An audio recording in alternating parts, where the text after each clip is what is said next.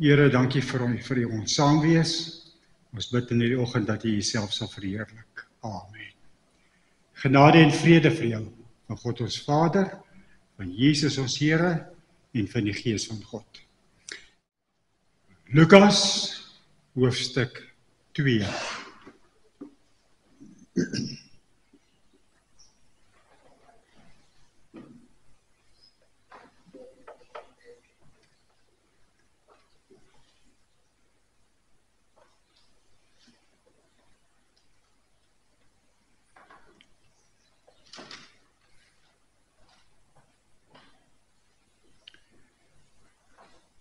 Kom ons bid saam. Bring aan U, Here, aan Uself, al die eer.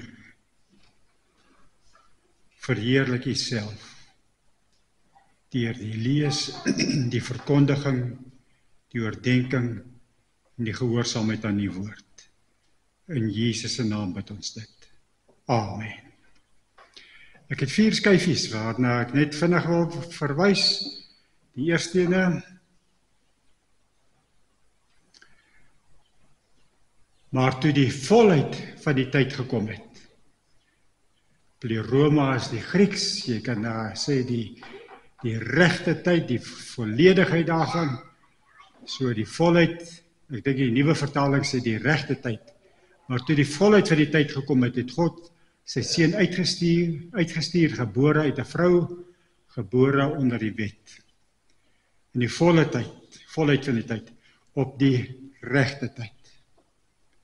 En soos God dit alleen kan doen, behels dit die hele wêreld. Elke persoon is daardeur geraak. Die groot boodskap is die koms van sy verlosser. Die Engelse praat van spin-offs, is hoe die Here in individue se lewens ook gewerk het in hierdie tyd. Onthou maar die volheid van die tyd, toe die volheid van die tyd gekom het, die tweede versie. Kolossense 6 vers 2, hoe dit 'n gedagte. Die Here sê, op die regte tyd het ek jou gebede verhoor. Maar so kom maar by, want eintlik gaan dit verder, maar ek wou net die essensie uitgehaal het, op die regte tyd het ek jou gebede verhoor. En dan net die aanhaling uit Jesaja uit oor hierdie gedeelte. So sê die Here, op die tyd wat ek goed dink, terug te gaan na die eerste versie toe, in die volheid van die tyd. Op 'n tyd wat ek goed dink, sal ek jou gebede verhoor. Op die dag wanneer ek wil red, sal ek jou help. En dan 'n gevolgtrekking, Psalm 31 vers 16, my tye is in U hand. Enkelvoud, my tye is in U hand. Kom ons lees Lukas. Nou hou jy net daardie teksverse in gedagte. Lukas 1 vanaf vers 4. Vers 5. In die tyd van koning Herodes, ek gaan nie verder verwys daarna nie, maar kyk net hoe begin hy, die volheid van die tyd. In die tyd van koning Herodes van Judea was daar 'n priester met die naam van Sagaria uit die diensgroep van Abia. Nou vanoggend wil ek net hê, ons moet kyk na daardie randsaak, daardie ekstra saak, wat ek net gesê het, die spin-off. Die koms van die Here Jesus, die effek daarvan in Sagaria se lewe. En Elisabeth se nou, maar veral Sagaria.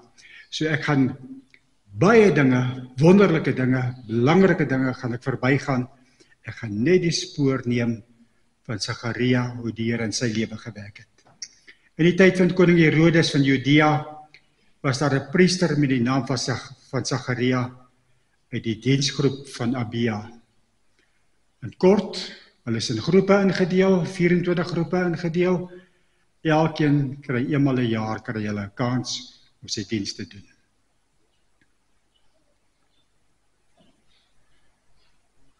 Ook sy vrou het van Aaron afgestam en haar naam was Elisabeth. Nou kom ons by 'n baie belangrike gedeelte. Hulle was albei getrou aan die wet van God en het onberispelik al die gebooie en voorskrifte van die Here onderhou. Twee goeie ou mense. Kom ons lees dit weer. Hulle was albei getrou aan die wet van God en het onberispelik, dis die Heilige Gees wat dit so sê, onberispelik het hulle al die gebooie en voorskrifte van die Here onderhou. Hulle lewe lank was hulle getrou gewees. Maak nie saak waar jy gaan nie, as jy in 'n gemeente kom, is daar altyd 'n kerngroepie. 'n Klein groepie. En hulle dra as ware die gemeente. Op hulle nommer kan jy altyd staat maak. Jy kan nooit, as jy vir hulle vra, sal hulle help. Jy kan nooit 'n vinger na hulle verwys nie. Want hulle het 'n naby en 'n nou verhouding met die Here. Al die gebooie en voorskrifte van die Here het hulle onderhou. Nogtans, dit staan nie daar geskrywe nie, maar die kontras word vir ons so duidelik gestel. Hulle het geen kind gehad nie. Ons sal hierby uitkom. Maar dit was die groot meelsteen om die nek. Dit was die groot swaar ding by hulle gewees. Die krib is leeg. Daar's nie 'n kind nie. Daar's nie 'n nageslag nie. Daar's nie iemand wat ek op my skoot kan hou en aan die slaap kan sis nie. Daar's nie een wat ek aan my bors kan vasdruk nie. Daar's nie een wat ek kan sê, dis my naam nie. Hulle het geen kind gehad nie, omdat Elisabeth onvrugbaar was. Nou kan ons baie daaroor gesels. Ons kan eintlik 'n reeks daaroor hou. Maar sien jy die kontras? 'n goeie man en vrou, maar kinderloos. Iets is nie daar nie. Die seun van die Here, in die Bybel sê vir ons, kinders is die seun van die Here, maar dit gaan by hulle verby. Geen kind nie. Oor jare kan mens maar net dink. Hoe is daar verlang? Hoe is daar uitgesien daarna? Omdat Elisabeth onvrugbaar was.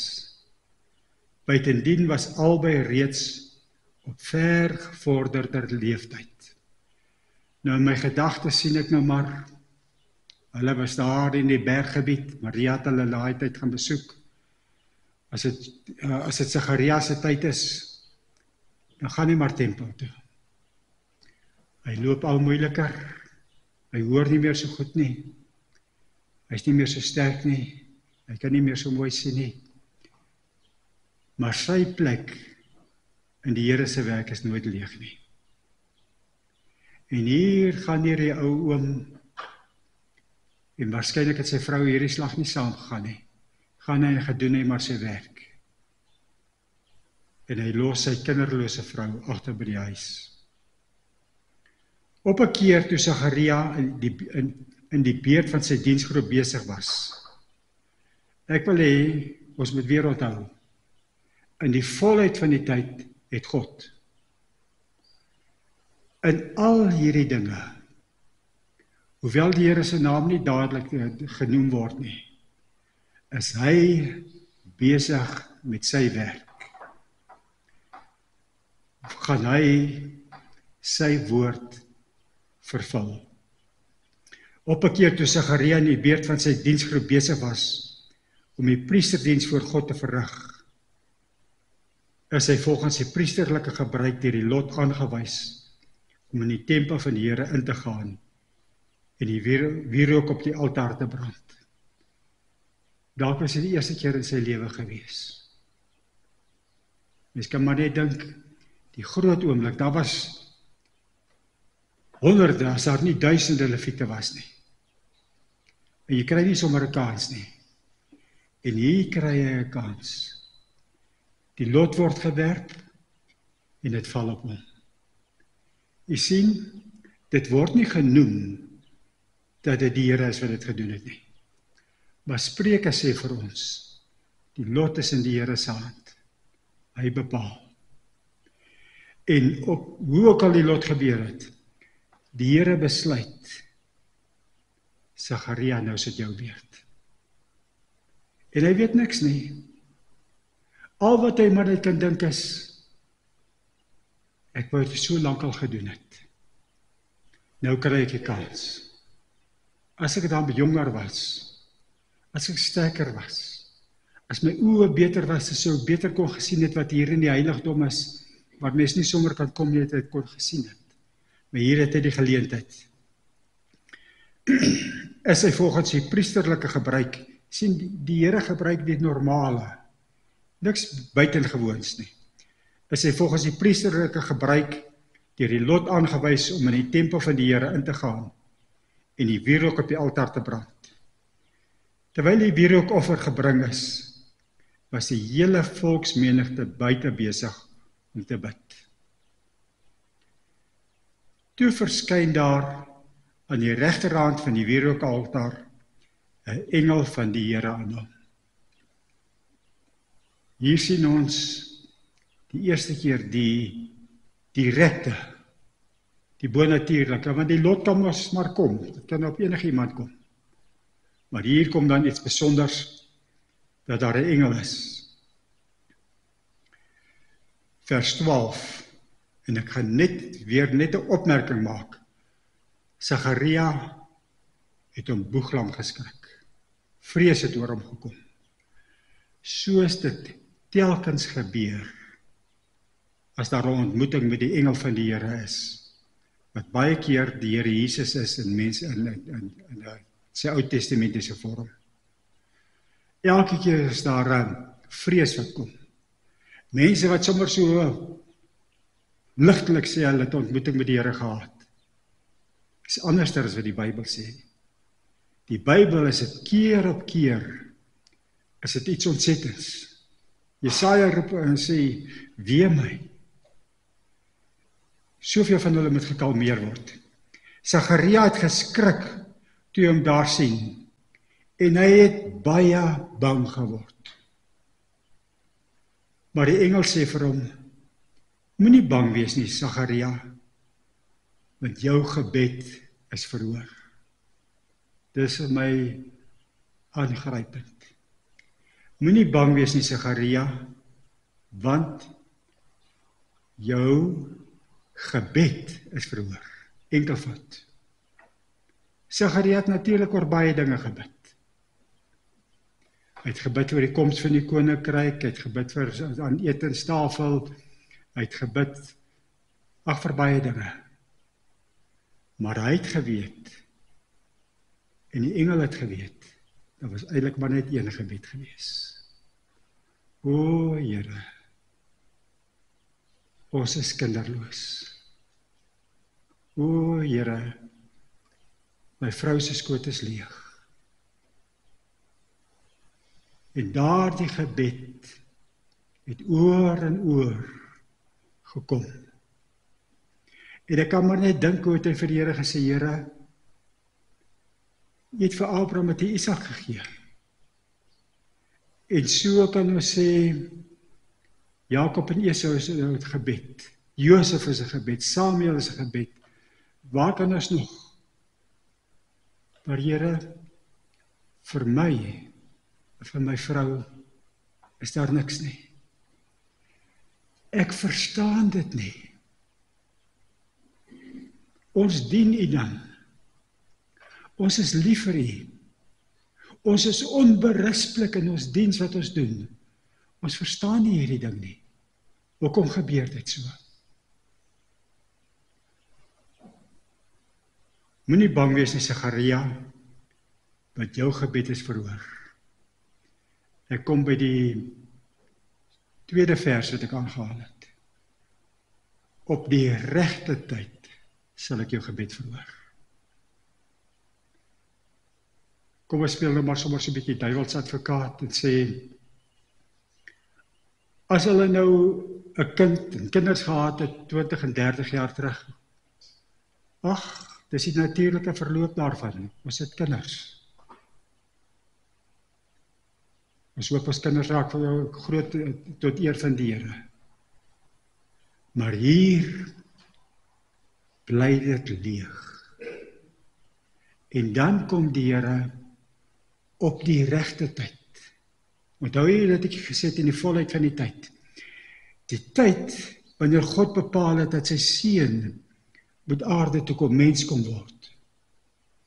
Dan is die ekstra saak, die genadewerk waarmee die Here besig is. En 'n ou priester in sy vrou se lewens. En hy verhoor hulle gebed. Moenie bang wees nie, Sagaria, want jou gebed is verhoor. Jou vrou Elisabeth sal aan jou 'n seun skenk. En jy moet hom Johannes noem. Ek dink hy het lank al opgebid. Hy sien mos wat met sy vrou se liggaam gebeur. Hy sien mos wat met sy eie liggaam gebeur. En die verlange is miskien nog steeds daarso.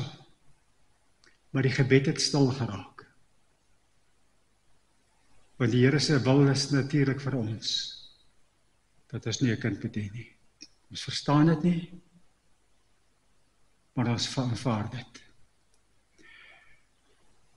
Dis 'n ou man en 'n ou vrou wat hier ter sprake is. Maar ek wil met jong mense ook praat vanoggend.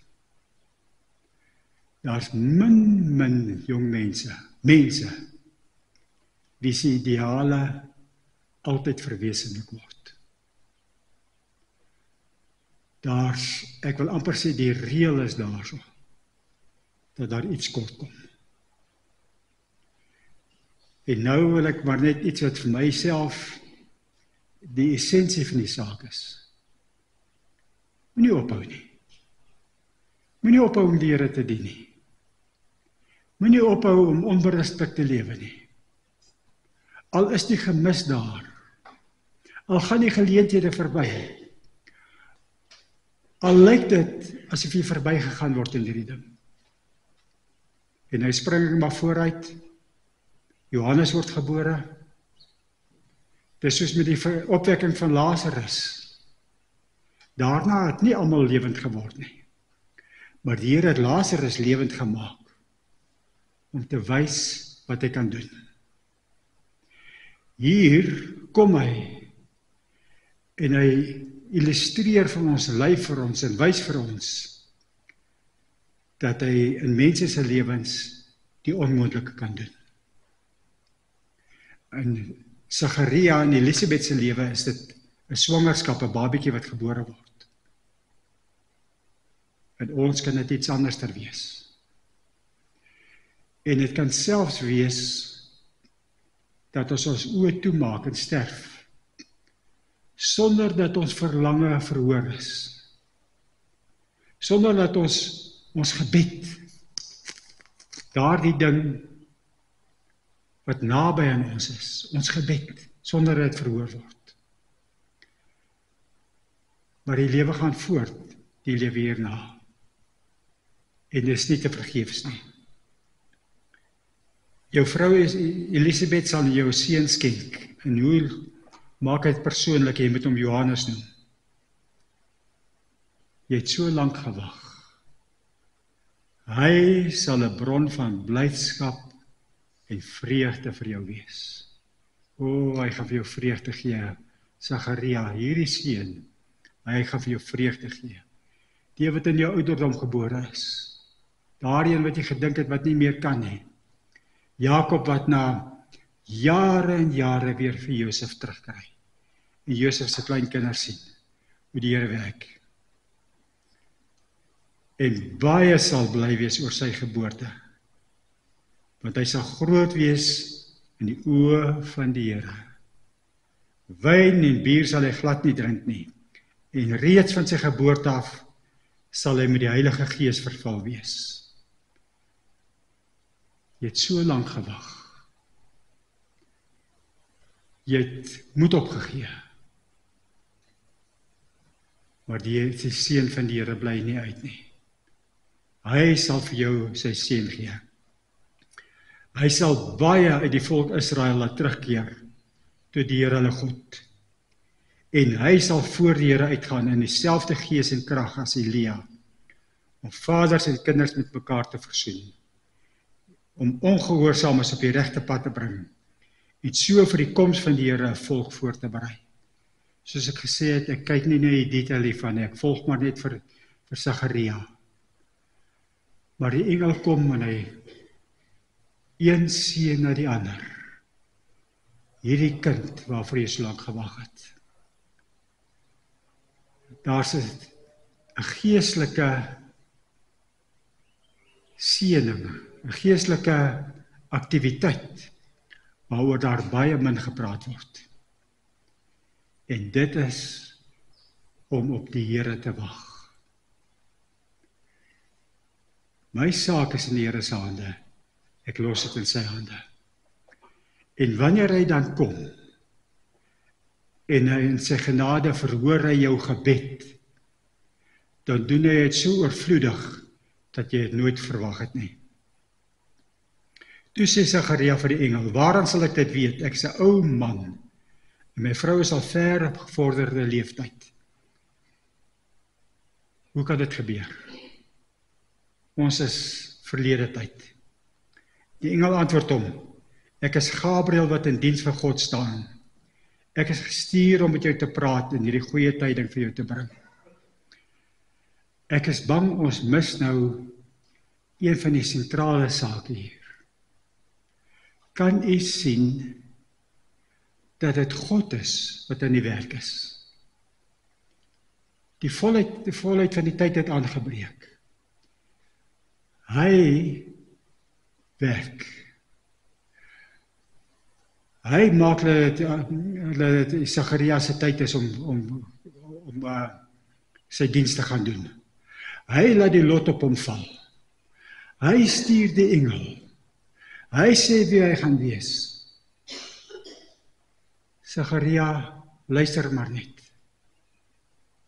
Want dit is God wat in die werk is. Ek hoop, en ek bid, dat jy ook kan getuig daarvan, dat jy kan sien, hier is God nou in die werk. Ek moet as ware terugstaan. En die Here, ons gaan nou sien, die Here maak vir Sagaria stil. Jy gaan nie daaroor praat nie. Maar ek is besig om te werk. Om te sien en te beleef, dat God 'n verhoorder van gebed is. Dat hy sy seën gee. Vers 20, kyk jy sal stom wees en nie kan praat nie, tot op die dag dat hierdie dinge gebeur, omdat jy my woorde wat op die bestemde tyd, weer die bestemde tyd vervul sal word, nie geglo het nie. Op 'n stadium het hierdie getroue ou man op 'n punt gekom, wat hy eenvoudig net nie meer geglo het nie. Nie meer in die Here, laat hy nie in die Here geglo het nie. Maar hy het nie meer geglo dat sy belofte, dat sy versoek, sy gebed vir 'n kind verhoor sal word nie. Hy het dit nie meer geglo nie. En tog kom die Here en hy gee vir hom genade.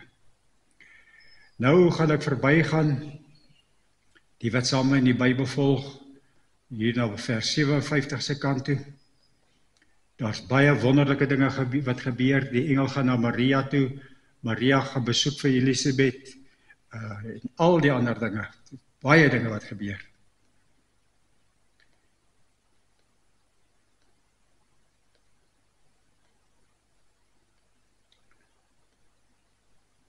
Selfs al is dit op 'n tablet, moet mens maar ook verblaai om partykeer by die plek uit te kom. Vers 57. Toe die tyd gekom het dat Elisabeth se kind gebore moes word, het sy 'n seun in die wêreld gebring.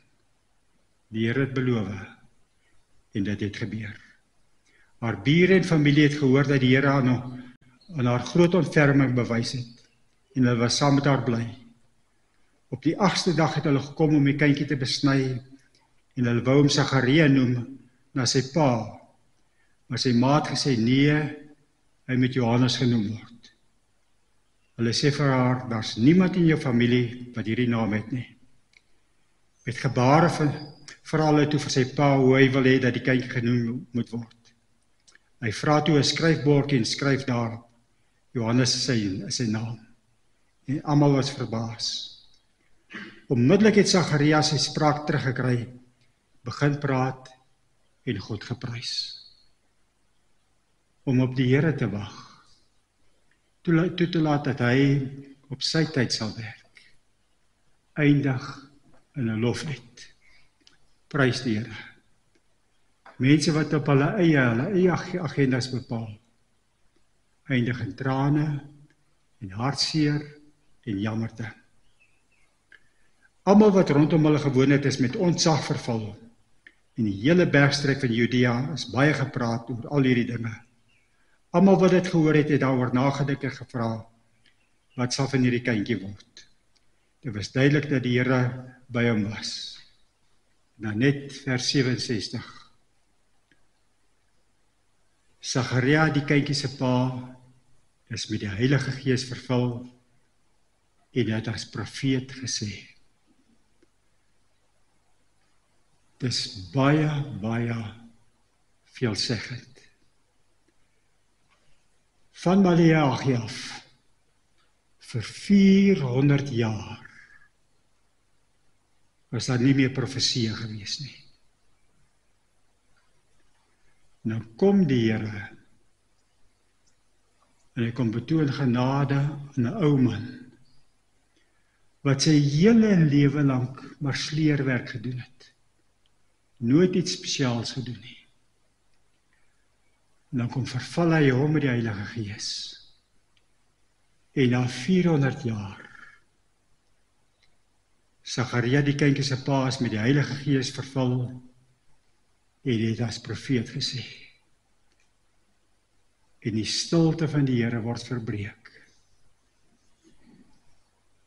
En Sagaria tree op as profeet. By al hierdie dinge wil ek graag maar net een ding sê. Moenie moedeloos word om getrou te bly nie. Hou jouself rein, glo in die Here. Wees soos Sagaria en Elisabeth getrou aan die voorskrifte van wat die Here gesê het. Dit sal nie ongehoord verbygaan nie. Op die regte tyd sal ek jou gebed verhoor. Die tyd toe jy dit verhoor het, het dit 'n groot verskil gemaak. En nou na 2000 jaar, lees ons en praat ons oor die wêreld, oor Sagaria. Hy wat getrou gebly het. As die verhoring uitstaande bly, moenie moedeloos raak nie. Moenie van die pad afgaan nie. Kyk of daar dinge is wat die Here pla, verhinder om te werk. Maar as jy nie bewus is van iets nie, bly getrou. Op die regte tyd sal ek jou gebed verhoor. En wanneer dit dan gebeur, hoe groot en omvattend is dit nie. Weereens wil ek sê, daar was maar een Johannes die Doper. Maar selfs in die lewe wat kom, kan die Here nog steeds gebed verhoor. En ons kan terugkyk en sê, geloofd sy die Here. Kyk wat het hy gedoen. Kyk wat hy gewerk. Daarom die laaste teksvers wat ek gesê het. Kom ons hou vas in daardie skrif in Psalm 31. My tye is in u hande. In u hand. U weet wat u doen. Ek verstaan nie altyd alles nie. Daar's 'n groot gemis in my hart, daar's 'n verlange. Dit lyk nie asof daar verhoor of 'n gebed is nie. Maar op die regte tyd. Op die regte tyd. Want my tye is in u hand. So terwyl die groot ding van die koms van die Here Jesus daar is, sien die Here om na ou Leviet, iemand wat getrou was, 'n ou priester, en hy gee hom genade. En in die volheid van die tyd trek hy hom in, om sy naam te verheerlik. Here, baie dankie vir die woord. Ons bid dat U verder met ons sal gaan. Hou vir ons aan U getrou, Here. Help vir ons, al verstaan ons nie altyd nie. Al gaan dit teen ons grein in, dat ons sal doen en gehoorsaam bly in wat U sê. Want U, Here, U is steeds 'n verhoorder van gebed. Ons tye is in U hande. Ons deel in die volheid van die tyd, wat U ook vir ons doen. Mag die geboorte van Christus, Here, U seun se koms na die aarde toe, in hierdie deurmekaar tyd, ook in mense se lewens, vrede op aarde bring. Al gaan die wêreld en doen hulle wat, mag U vrede ons en ander se deel wees. Ons dank U vir die hand wat U oor ons gemeente gehou het die afgelope jaar, waar daar veranderinge voor lê, vertrou ons dit ook aan U toe, en vra dat U Uself sal verheerlik. Ons eer U vir U goedheid, in Jesus se naam. Amen. Ons gebed is dat die genade van ons Here Jesus Christus, die liefde van God ons Vader, en die teenwoordigheid van die Gees van God, in hierdie feestyd met ons sal wees. Amen.